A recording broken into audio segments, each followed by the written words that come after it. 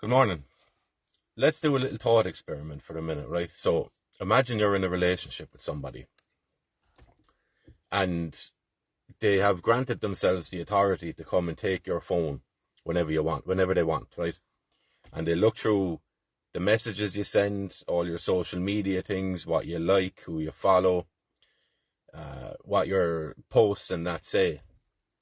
And they've taken it upon themselves that if anything you say in any of these posts hurts them or makes them feel like you're targeting them or you're talking about them in a way that makes them feel sad or makes them feel like you don't like them or that you hate them, they've granted themselves the ability to be able to take your phone and to lock you in your bedroom for whatever period of time. Okay?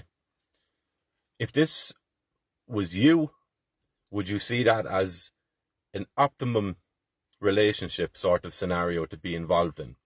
Or if this was a sister of yours, or a cousin, or an auntie, or your mother, or your daughter, or whatever the case is, or your son, whatever, right?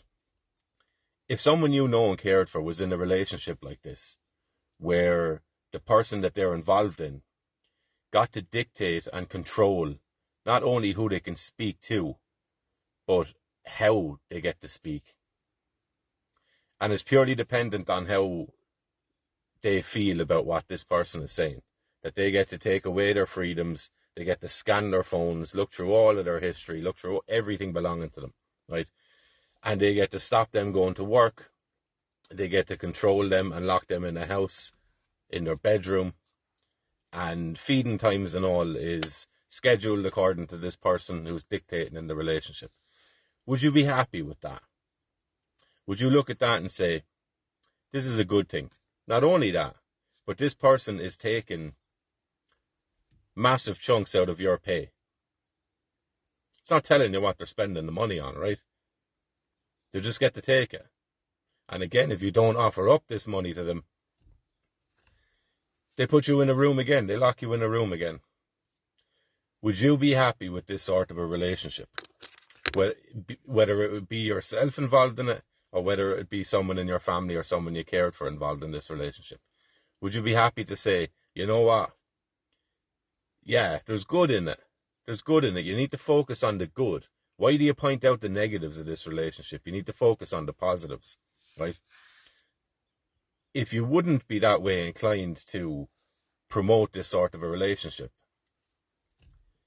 you're already in one, right? That's what this government in Ireland wants to do. They want to do it so badly. They've been pushing it for years, right? Now, they've said in the last couple of days that they're going to retract some of this. They don't really want the power anymore to be able to confiscate your phone and search it and charge you with hateful conduct or charge you with the intent to upset somebody. They don't really want that anymore. They've withdrawn that apparently. But I'm yet to see the justification for the withdrawal of that.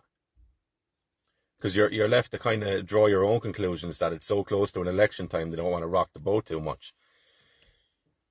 And if that is the case, if the justification is not that it is totally immoral and it is criminal and it is totally abhorrent to the freedom of individuals to be able to voice their own opinions, their God-given ability or their nature, universe-given ability, the very fact of being born a human being grants you with certain faculties and capabilities, and as such, because no person has given them to you, no person can take them away from you unless you volunteer it yourself, right?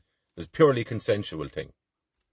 So unless this government comes out and says, look, we realise that this is totally unlawful, it is totally against natural law, it is inhumane, and it is evil, so therefore we won't be doing it, I wouldn't trust the thing they're saying. Because not only that, you need to see action involved with the words as well. Any politician who's been volunteering their support for these hate speech laws, they need to be gone yesterday. So if you don't see any politicians head on the chopping block, metaphorically, because of this, then you know they're only playing a game of votes, right? And they might sacrifice somebody. and they're professional, right? They might get rid of someone and offer that up as, see, look, we really are the good guys and we're really trying to listen and learn, right? But if you don't see wholesale changes in these people being pushed out and leave and banned from holding any sort of power in the future, you know it's just a game.